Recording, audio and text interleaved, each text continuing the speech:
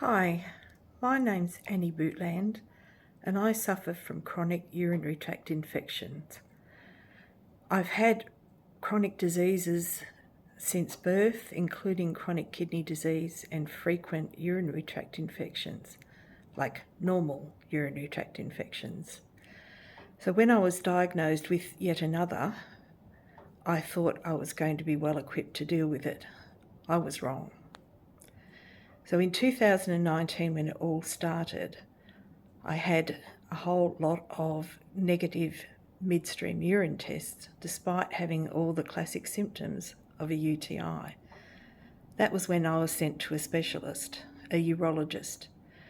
But despite months of medical interventions, including many painful bladder installations, cystoscopies, etc., my condition didn't improve. And sadly, my kidney function started to decline.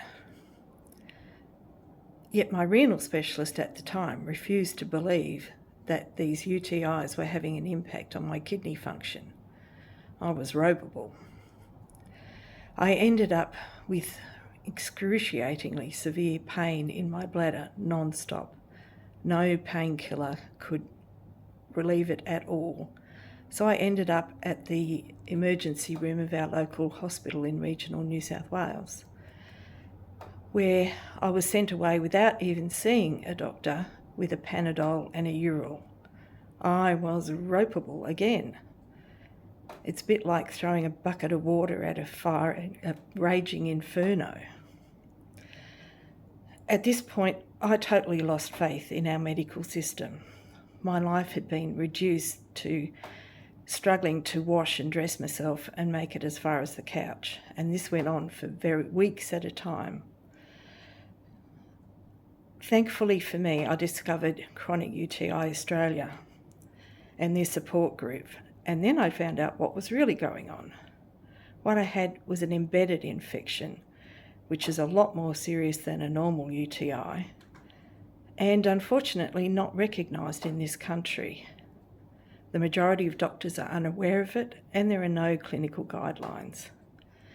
Finally, in February this year, the Urological Society of Australia and New Zealand formally recognised chronic UTI as a distinct condition that may be undetected by standard urine tests.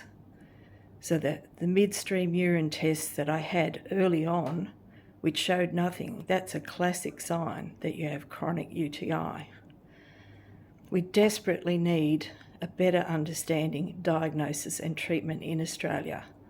This has to improve so that sufferers in the future won't go through what I've gone through.